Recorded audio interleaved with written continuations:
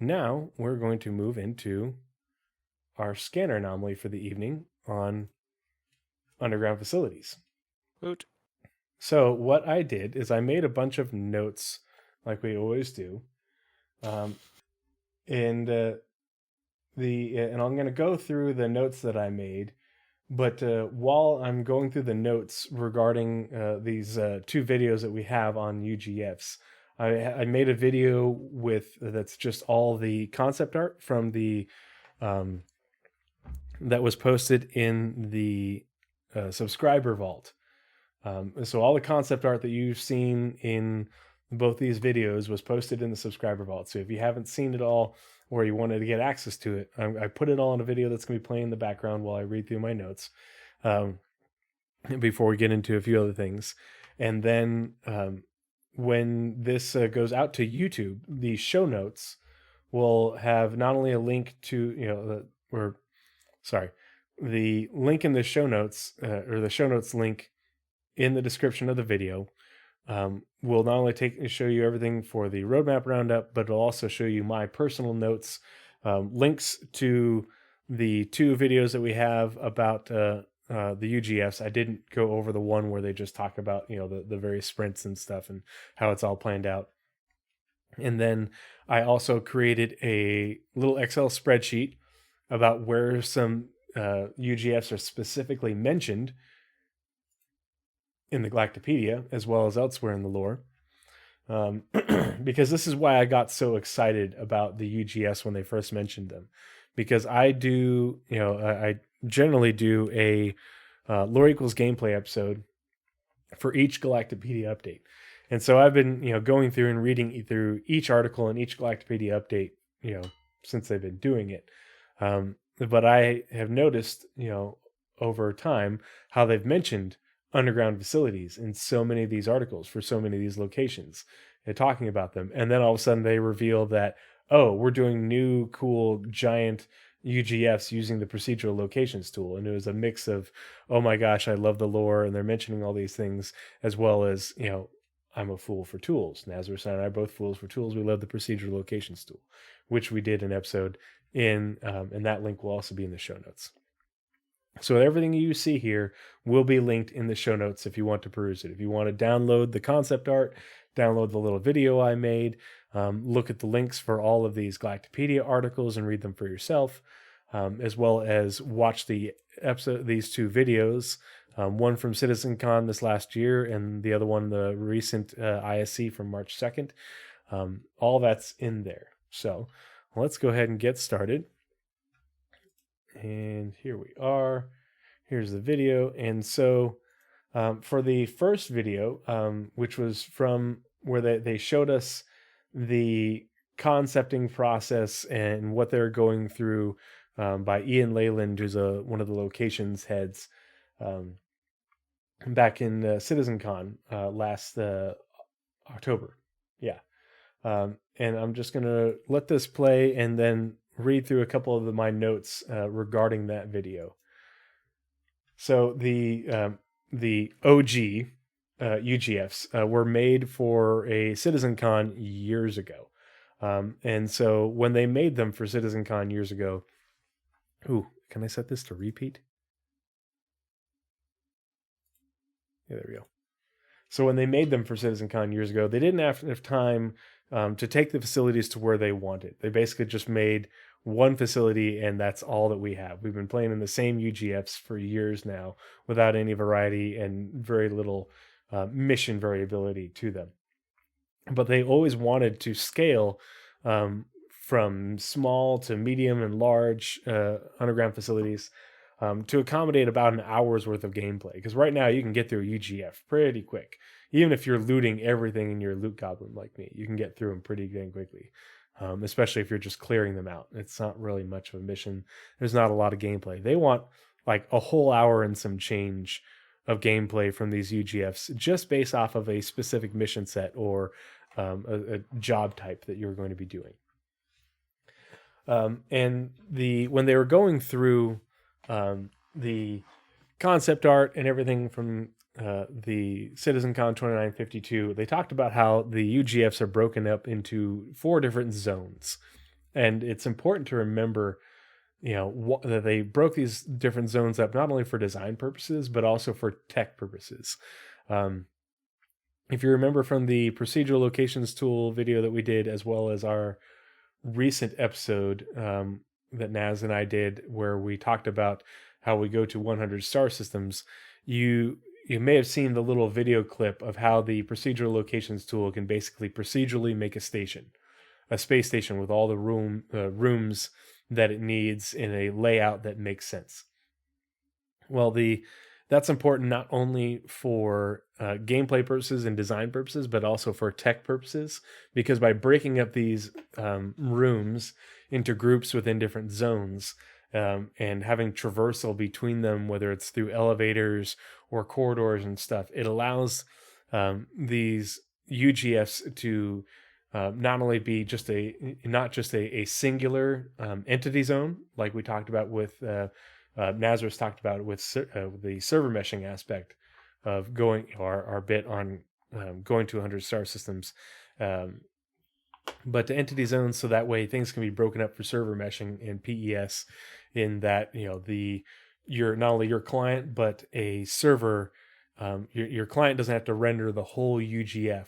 It only renders up a portion that you're in, and the server isn't. A server can be assigned to a small portion of UGF based off of demand. Breaking things down into smaller, manageable chunks for server meshing.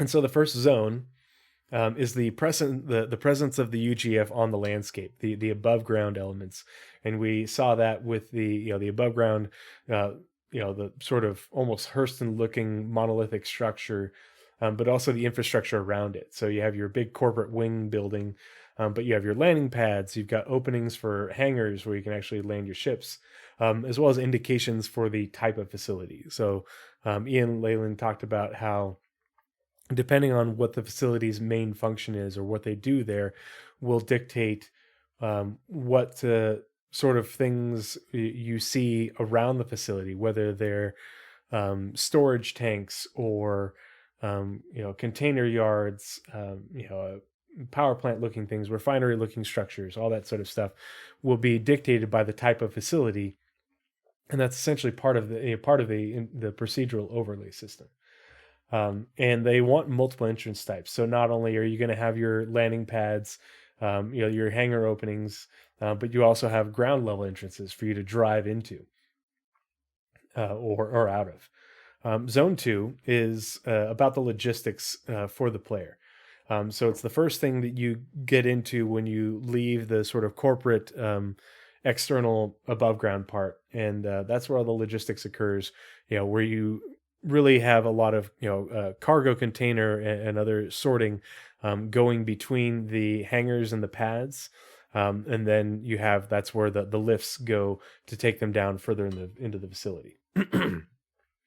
And they talked about this as what they were showing us was the utilitarian art style, kind of like what we see on stations, and in the current UGFs.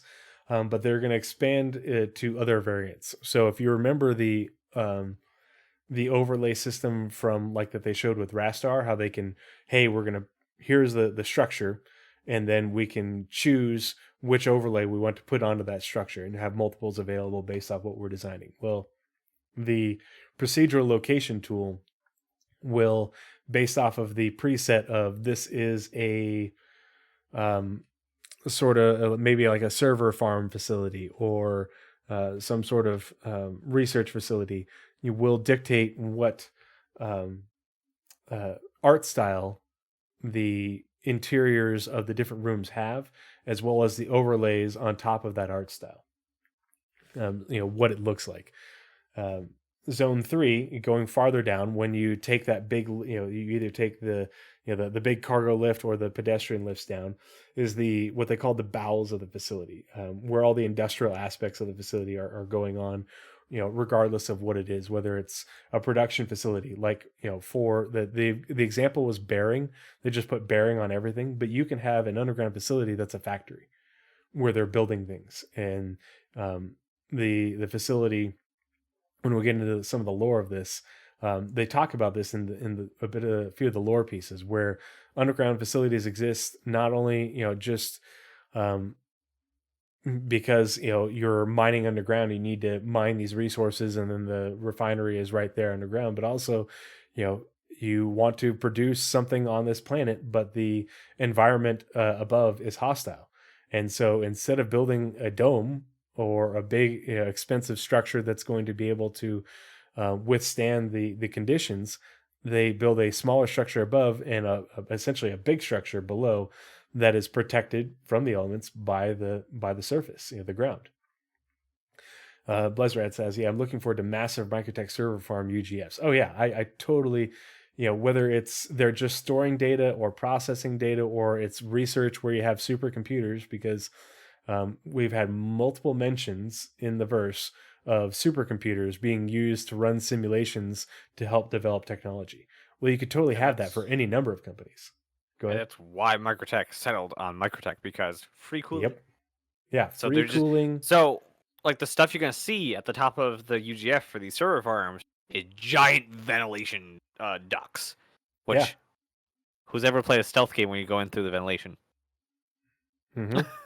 Yeah, if you have your server farm below the surface because you don't want to build a big building above the surface for certain areas, but you want to be able to, have your server farm that's doing some sort of quantum computing research, blah blah blah, below ground. Well, you have your duct work that's essentially your coolant system running from below ground and below the facility up to the surface. The site almost just like your cooler on your computer, running, your dang, oh gosh, essentially it's a radiator system. But yeah, that's an example of what you would see around the structure above that's tied into the structure below to make it believable. It's a really good example actually. um, but yeah, uh, they talked a lot about how there's going to be lots of traversal options, whether you're going down through corridors, on a vehicle, because they want to have these big corridors where you can drive through them. That's why they kept on showing the Drake mule in so much of the concept art, but also walking and crawling, walking, through the corridors, but crawling and sneaking around through small small passages. Yeah, avoid the fan blades. Um, don't what was that Mission Impossible where the guy rode onto the elevator and he got squished by spikes? Yeah. Oof. Yeah, don't be that guy. There are certain weapon types that will help with disabling. Fan blades, also hacking. Yeah. So UGFs are big and dense with gameplay. Oh yeah, and that was one of the things that in the next video they mentioned very explicitly how they want every aspect of gameplay in Star Citizen to interact with UGFs and be available as part of the UGFs. And so, but yeah, they talked about lots of traversal options, options for puzzles, as well as when they say puzzles, I think they mean like how do you whether it's get from here to here, but also hacking, and utilizing different things, and then gameplay, FPS gameplay opportunities, not just combat, but just everything. They talked about how. Oh, go for it. Sorry. I imagine that they're designing it in such a way that multiple players can be running different missions in the same UGF, running into each other or potentially not even running into each other because they can be so big. Like let's say one guy is going down to the depths of with an FPS mission. Some guy's like doing his dailies, like going to mine, like hand mining, and then another guy's there just to pick up some cargo. So he's just like going into the front desk. Hey, I'm here to pick up these crates. Oh, sure, they'll be in this hangar. Here you go. Here's your pass. You walk in, you go get your crates and leave. You saw nothing about the two guys trying to do their job. And the guy like way down the depths trying to assassinate that one executive down in the basement. When they as well as NPCs coming and going, but that's why the ones they showed us in the concept art were mediums, and they had multiple hangars as well as multiple pads, so you can land on the pads, and go into the facility from the pads, or unload your ship into the facility from the pads, but also you can land in hangars, and the these are going to have freight elevators going from the from the exterior of the facility, but also from within the hangar for moving freight, moving cargo, but also moving people and such. Yeah. The corridors that connect the larger rooms, like they have multiple room types. Pardon me, and some of them are big and some of them are small, but the bigger ones are connected not only by the big elevators going up and down, but also by large corridors going between them. And in order to make it so that way the draw distances aren't too long, the corridors have bulkheads between them. And that's also a very convenient way to separate room. Pardon me. God damn it.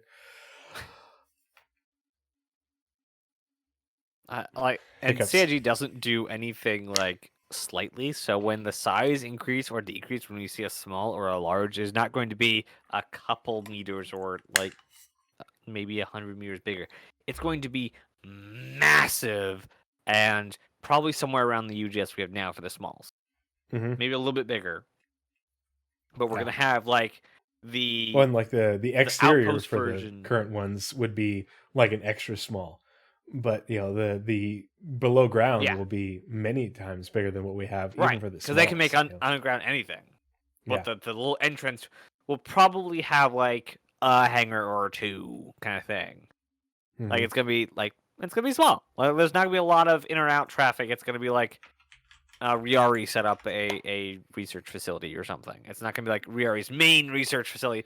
And what they'll probably do, just for narrative purposes, is have a hub version and smaller satellite versions. So like Riari's base on Microtech, but then Riari has several outposts elsewhere in UGFs around. Really great way to create missions of bringing things from one smaller facility to a larger one, and vice versa. You bring the bulk of the supplies for their operations to the main hub, and then they get ferried out to the smaller ones. And these places are things are produced here, and then you ferry them to the main facility where they get distributed out to the verse.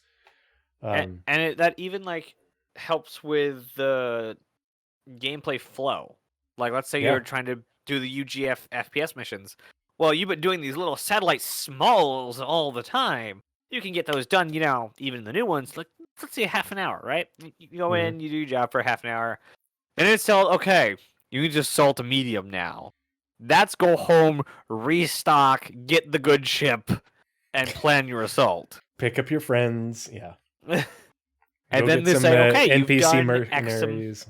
You've done X amount of mediums. Now go do a large. Don't worry. There's an entire garage dedicated to tanks there. I hope you have friends. Good luck. Yeah. Like the scaling will not be small between them. Yeah. Well, and that's why like the corridors in between these large rooms have bulkheads that not only reduce the draw distances for performance on your client, on your computer, but also to break up these large rooms, again, into entity zones. Because if you have a group of players, interacting with a bunch of NPCs in one part of a UGF, the demand might be so much, where they might have to break it down to its own server. Your reputation with Bearing has increased. How do you like discounts on guns? I love discounts on guns. They also talked about how these rooms, will have themes. And again, the theme is not only the visual, but also the what its purpose is. Depending on what the type of facility. So, obviously you can see in a lot of the concept art how a lot of it, there's a lot of focus around mining and processing of ores and then refining. And so they mentioned those things specifically, how there'll be processing rooms, refinery rooms, as well as you going off in these random corridors into less developed areas, and which essentially just ties the UGF into caves, which are also made using the procedural locations tool for mining, because you're going to go down there and you'll get jobs to go mine in these UGFs, as part of, a UGF owned by Shubin, or who knows who else. and that's ties into like we are talking about. There's one image in here with the server racks, server and data racks. Whether it's server data storage or research. I imagine there'll be a theme on science facilities. With a whole bunch of clean rooms with white lab coat people. Like you saw in the 2019 CitizenCon, except for below ground. And then zone 4 is organic locations. So you've spread out from zone 3 and you're moving out into the smaller passages, in caverns where it's less of a constructed facility and there's more rock exposure. There's, plant life, potentially, flora and fauna. Areas that are partially either completely excavated but not built up, or partially excavated. Abandoned areas. We saw some of the abandoned underground facility concept art, and this is where you'd have a lot of your tunnels and passageways leading, like in this image right here, leading to caverns and caves, cave networks. Which is distinctly mentioned in the lore in multiple locations. And you could potentially have additional entrances, where you can, find this entrance, into a cave network and then inadvertently or maybe on purpose find a entrance into an underground facility for stealthing your way in there, sneaking your way in there to do a mission or do certain gameplay. Maybe you're just, doing that to steal stuff. It could be something like that. But yeah, so that's what I have for notes on the CitizenCon 2952, the new Underground video. For Underground Playground, the ISC that was 2 weeks ago, at the very beginning, the guy who was going through it, and you could tell that he was, not used to speaking in public, but I appreciated what he was doing. He told us that they are midway through White Box. So I'm going to go ahead and stop this playing real quick. And while he's getting the next thing lined up, they haven't said specifically farming, but they did say they're working on making underground facilities encompass all of Star Citizen's planned gameplay. Yep. Not just stuff that's in the game now, but all future gameplay as well will have some version that is done inside of the UGF. So for stuff like the Endeavor kind of gameplay for farming, where it's very atmosphere controlled and growing things in specific planters, and like we have the Outpost now, where it's kind of like in hydroponics and things. That kind of farming can definitely be done in UGFs. So whatever gameplay has ever been talked about, the right lighting will be in UGFs. Yeah. Yeah. He said they're midway through White Box, and that's the Montreal Sandbox team. So here they are, midway through White Box. The video posted here. So this is when they posted the video. And so it was probably recorded sometime in February. So they are midway through White Box. We don't know when White Box ends, when they move into Gray Box, if this is all White Box here, or if at some point in this sprint they go into Gray Box. But if at, essentially somewhere in here, they're midway through White Box, that's a really good thing. And granted, that's incorporating some of the EU sandbox work as well. But they're moving right along with the production of these underground facilities. So let's go back to the little video, and we'll keep playing that. And I'll just read off. I've got a few quotes as well as a few little notes that I made on this one that I thought were particularly poignant and interesting. So. And I do imagine that they will tell us when they switch over to Gray Box in the monthly reports. So we'll know about it at the end of the month, but it'll be in there. So stay tuned to the monthly reports and for our read-throughs. Yes. Yeah, because when they say Gray Box and stuff like that, Nazeris and I will cheer. And we'll have confetti. Yeah. So he says, and some of these quotes or little bits of information are interesting in context with the lore that we're going to go over towards the end here. So he says, anything that exists currently in the Star Citizen universe and what's to come will also be in here. So try and keep that in mind when we're playing through the spaces. So if you go back, a silly beard. Yeah, Nazeris, you're going to have to get like a pirate beard or something. Yar.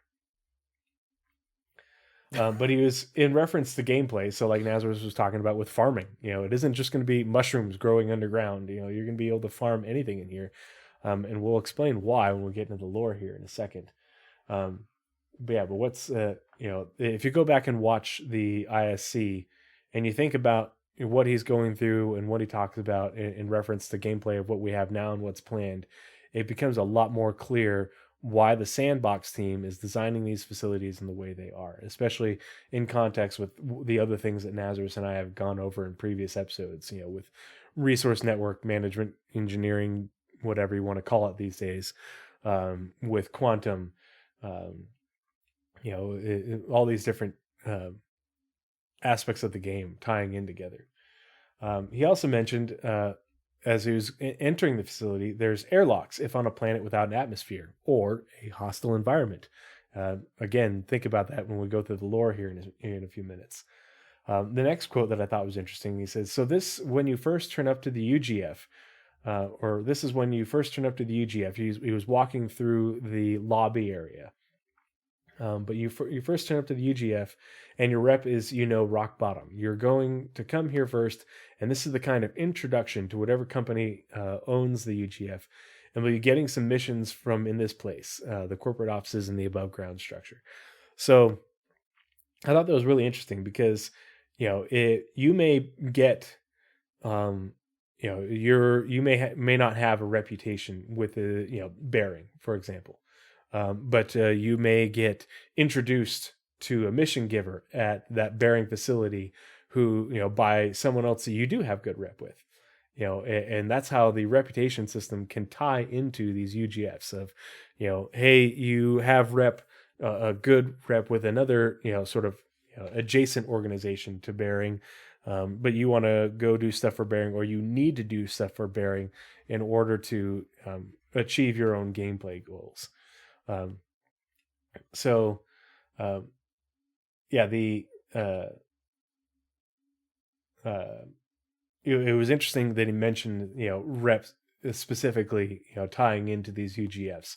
It isn't just a location; it's a mission location, a gameplay location where, you'll go there to start off, and that'll be a great place to start out, with, building up your rep with a certain corporation. Especially, maybe a small one, like Naz was talking about, the sort of sequence of gameplay. When they went into, it was like a zone 2, the cargo area with the cargo office, it was really apparent how much of the resources, if you didn't already put 2 and 2 together with looking at the concept art, but looking at the cargo office and the cargo area, and then if you go and look at the cargo decks on space stations, how much of the resources are being reused, and art pieces, what have you, are being reused from space stations, which are built using the procedural locations tool as part of the making new UGFs, which are being built using the procedural locations tool. Now, obviously, they have to develop these UGFs, both the rooms and everything, and the workflow, and then incorporate that into the procedural locations tool. But once they have done that, they'll be able to make UGFs, especially the smaller ones, essentially 80% of the way, push button, and it's done in a few minutes, just like they talked about in the monthly reports, for doing that with stations using the procedural locations tool. And if you want I put a from our procedural locations tool episode, I took not only I linked that in the show notes, but I also put the clip from that monthly report where there was it was mentioned that they will be using the procedural locations tool for space stations, caves, underground facilities, etc. I also thought it was interesting where in that ISC, he went down to the sort of level 3 or zone 3 of the facility using the pedestrian elevator. And so we have faster on-demand pedestrian elevators, just like we have for space stations, but there's also the bigger cargo freight vehicle elevators that are done, they go up and down automatically. So once they have a certain amount of stuff put on them, they go up and down automatically. You don't control them. You can ride down them, but they go slower. They're carrying a heavy load, but it's basically a freight elevator for a UGF. So I imagine much of the tech and the way that freight elevators are being made for space stations and what have you, and spaceports will play into how these things work in UGFs. But I thought it was interesting that at least we have access to the pedestrian elevators that go a lot faster. But you, in coordination with that, the the quote that I thought was interesting. It says, "Now the depth of the first sublayer is going to change in every UGF. That's going to be procedurally generated, a lot like the rooms as well." And so not only are you not going to have the same length of an elevator ride, the same depth of UGF, some are going to be deeper, versus spread out. Others are going to be shallow and more, and more spread out under the ground. The layout is going to be dynamic and procedurally generated based off of the archetype for the the UGF that you're going to, as well as like where it is, what sort of planet it's on. Just like how the space stations that are developed using the procedural location tool aren't all the same orientation. It's not the same thing. If you remember that video that Nazeris and I have shown many times, it's on the Turbulent website. It shows multiple layouts being built, and the rooms and the corridors branching out in all different directions, just with different clicks of the button, because it's procedural, but somewhat it's logically randomized. So from the first sublayer, you have access to other rooms or wings going through those larger corridors. And another interesting quote from that, he said, "So as we release more content for this, you're going to get more expansive wings with different themes and that kind of thing." So, like right now, it seemed like they are very much working on the sort of mining, processing, and refining type facility, underground facility for underground mining. But as they build up the different themes, like we talked about, the those rooms and wings are going to offer a whole lot more content and gameplay, and are going to not only have different options, but they're going to look a lot differently, and they're also going to be bigger. So, like he showed us a medium sized underground facility. You can only imagine how big the large ones are going to be. I like to think of it kind of like the difference between the your Everest Harbor or Baijini Point stations versus the size of your rest stop stations. If your rest stop stations are mediums, and the low Earth orbit stations are larges, that's the type of scale that you're looking at. In reference to sort of like an internal volume almost. I also thought it was interesting how they're going to have security checkpoints, which will verify your credentials. So you have to have a certain amount of rep to get into certain areas within the UGF. Not only do you have to have rep just to get into the UGF, but certain areas will be blocked off based off of your reputation. You'll have to, okay, well, until you've done enough missions with them, and gain enough trust, you can't go into this wing to meet another mission giver, or to be access certain other aspects of the UGF. That could be so much as mining in a dangerous area. You have to have mined so much for Shubin Interstellar before they'll let you go down there, just because there's too much risk for them. But there's also ways to get around. They're building in ways to get around those checkpoints. So you can sneak your way and stealth your way in there if you want to, in order to steal stuff or do espionage, what have you. He said right now, based off what they're building as part of this initial phase where they're building out the workflow for these UGFs in order to incorporate them into the procedural locations tool, they have 17 different rooms. In each room will have 2 overlays, and 17 different rooms in various sizes. So that's essentially 34 different rooms that they can put together. And but the difference is each room has 2 different overlays. We don't know what those overlays are. I'm thinking that one's going to be the sort of mining, processing, refining type, associated with Shubin or something. But then the other will be the abandoned, for placing in places like Pyro and Nyx. And, I've heard people say, oh, well, there aren't underground facilities in Pyro and Nyx. Oh, but there are. So we'll get into that here in a second. The last quote that I thought was interesting from the ISC was this is from Jared at the very end. And it says, the procedural assembly of multiple room types will enable nearly every aspect of Star Citizen's current gameplay to occur inside of them. Procedural assembly of multiple room types. So the UGFs will be procedurally assembled in a logical fashion, based off of algorithms that are built into the procedural locations tool, just like they have for space stations.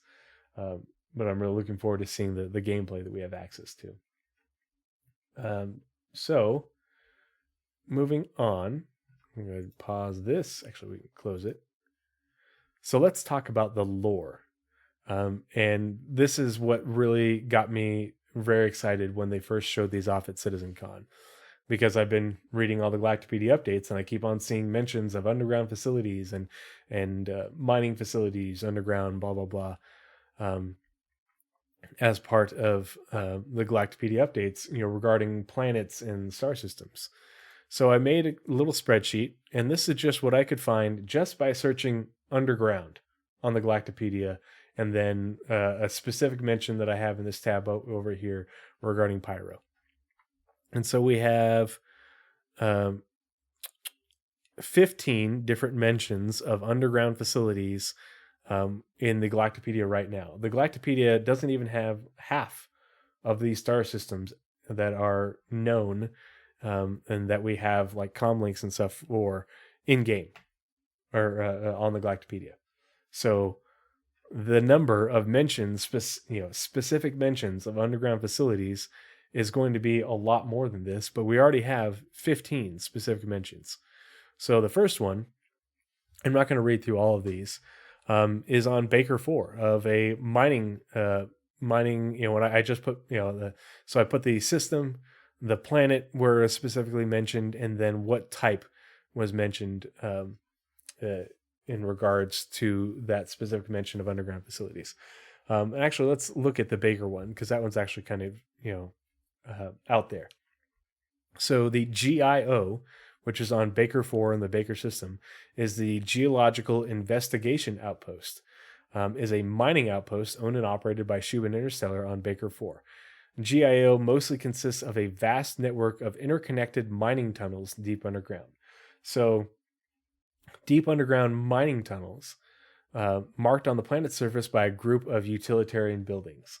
To me, this mostly speaks to sort of a small Shubin mining facility with a lot of tunnels underground, and we'd probably have like a small processing facility. So you wouldn't have a big above ground presence, but the underground facility, as it were, would be integrated with a lot of a very large cave network, compared to some of the other facilities. You'd have a lot excavated but not built up.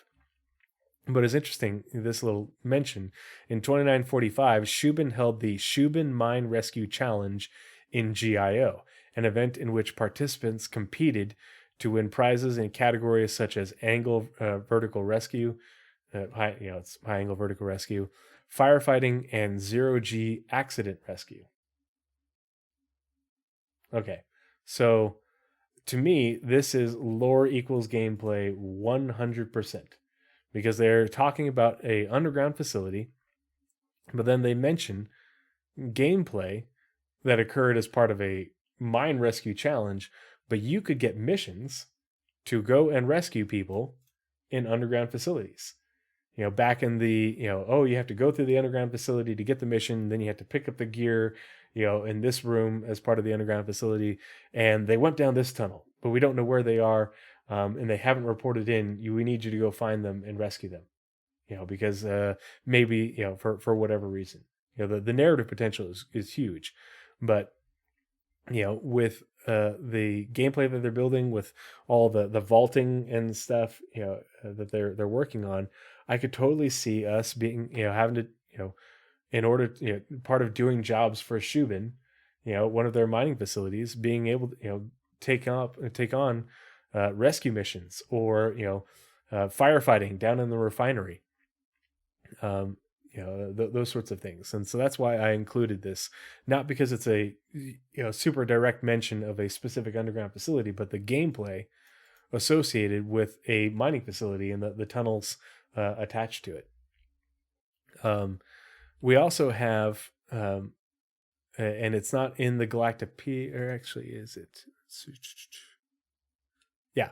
So in the Banshee system, you have the planet of Lorona, and on Lorona, you have multiple underground cities supported by a mining focused economy, because the star, I think, is either a pulsar or something like that, emits super harmful radiation. So everything's built underground, but there's a lot of mining on Lorona that support the multiple underground cities. So not just underground facilities, but they'll be able to make, they plan to make cities using this tech underground. But Caselli, the capital, is the largest subterranean city in the UEE. So this, suggests that they won't just be on Lorona. There are going to be underground, cities on other planets, based off of, what the, the environment and not only the star system, but as well as the planet is going to be like. And so there's an article about Caselli itself. This one was interesting, and if you're a fan of the Tavaran, I thought this one was kind of interesting as a location where you might run into more Tavaran than most places. But on the planet of Voska, which is Elysium 3, which is the home system of the Tavaran that we conquered, the arcology Reza's Landing is along with many other settlements, is constructed under a protective dome due to persistent violent sandstorms. So I thought it was interesting because for a long time I didn't think that there were going to be domes and dome facilities, dome cities in Star Citizen, just because there weren't all that many mentions of them. But there actually are several. But the interesting part about Reza's Landing is it was is a city arcology built to withstand the harsh environment of Voska. The structure was constructed by research company Rayari Inc., which we already have their outposts on Microtech and other places, in order to protect their equipment from damage to persistent sandstorms on the surface. So Rayari, for whatever reason, built, I'm assuming it's a research facility on this planet. But the company would eventually allow non-affiliated residents to move into this domed structure.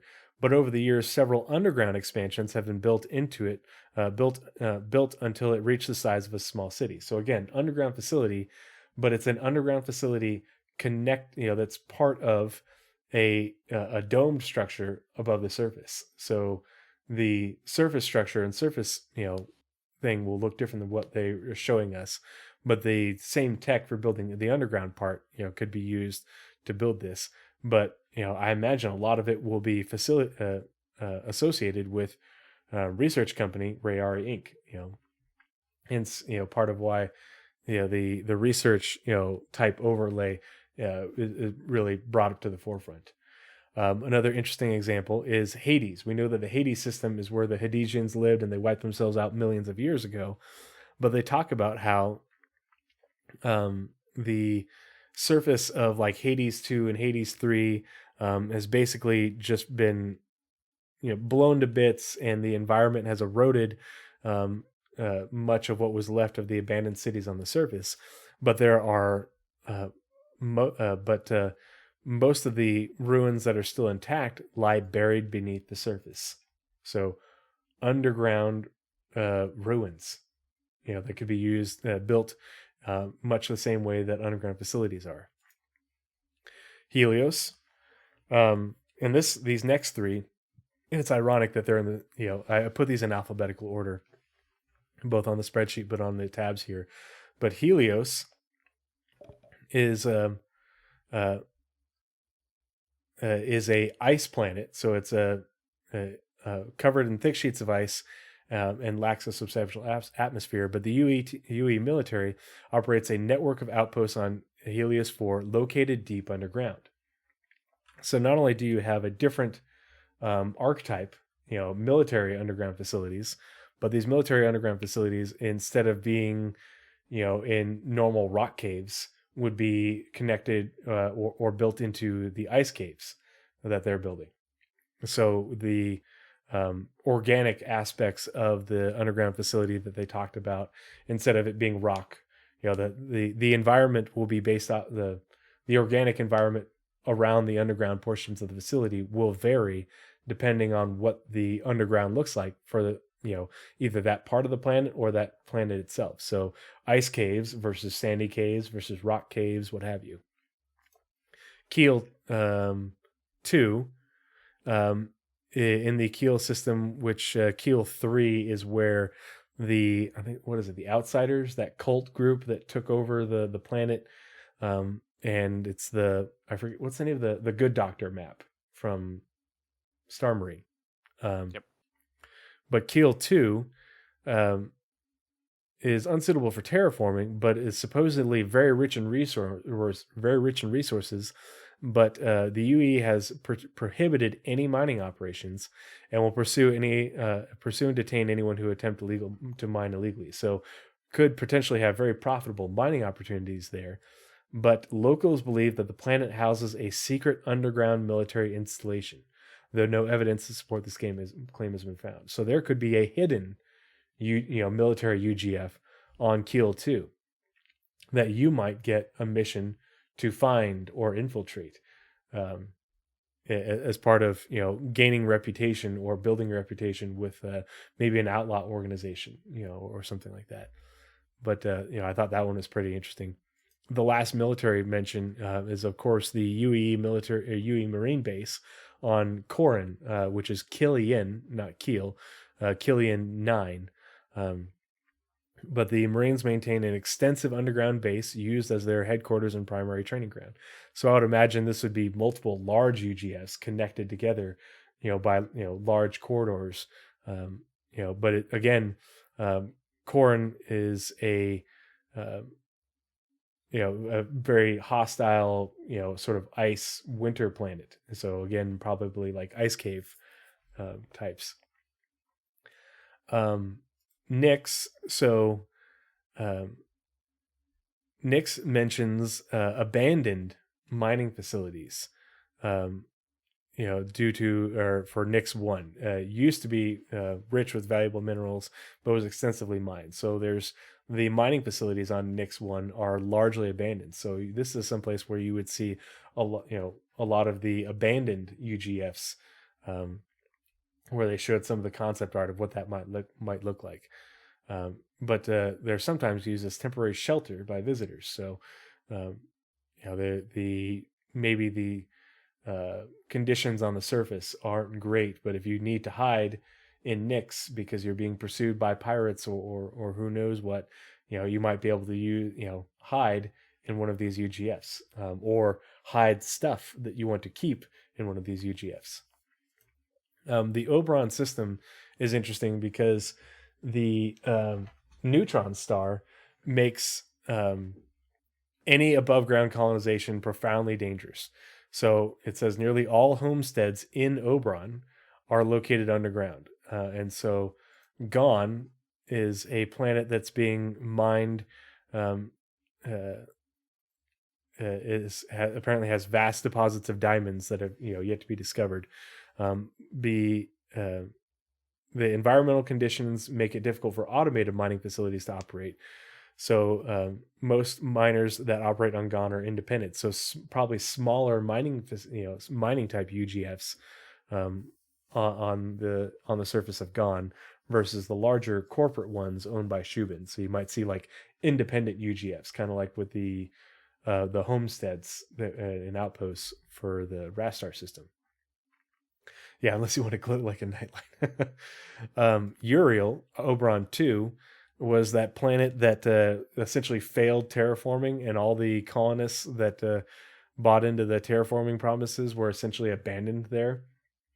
But they have managed to eke out a living on Uriel, and have essentially formed settlements underground that are there are some above ground structures, but essentially probably what you would see, kind of like with the UGFs, small above ground structure connected to large underground facilities. So the vast majority of people on Uriel live in a warren of interconnected underground towns organized around familial lineages. So you'll have, instead of just a facility, it's a town, it's a settlement.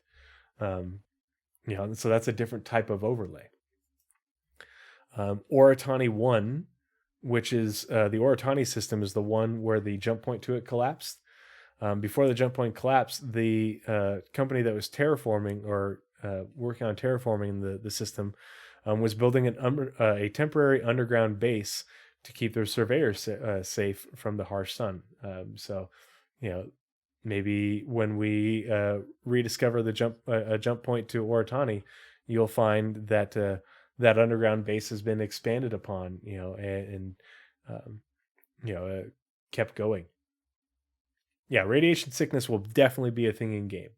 That's definitely something that medical gameplay you're going to have to treat, and you're going to have debuffs from radiation sickness, and get permanent injury, that you'll have to treat. So the last two mentions, we'll do Pike first, because Pike is in Terra. Terra 2. Pike is Terra 2. Vast, rich reserves of resources on the planet have made it host to thousands of mining operations and refineries. While many outposts are built underground or in sealed arcologies to protect workers, processes are typically automated when possible in order to minimize human exposure to the elements. So you won't see a whole lot of people in these underground facilities, but you'll probably have to go into these facilities to either do mining, but also to maintain the facilities. So doing repair work for these automated facilities to keep them running. But in the Terra system, you'll have a ton of UGFs, for mining and processing and refining. And the reason I thought a lot of people have said, oh, there's not underground facilities in Pyro, it's because a lot of people have only read the old lore for Pyro, for the planets where you couldn't go down to them. Well, in the Untold Tales lore piece about the Prophet of Pyro, they specifically mention how the Pyro 2 had lots of mining and lots of mining facilities and underground mines, and the underground mines are where people hear the prophet speak to them. But it isn't just one location, and that's where.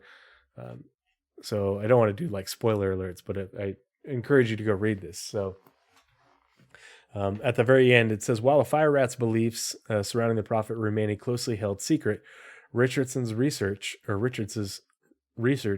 has led her to develop her own theory. I don't think the prophet of Pyro is confined to one special mine on Pyro 2, as in there's multiple.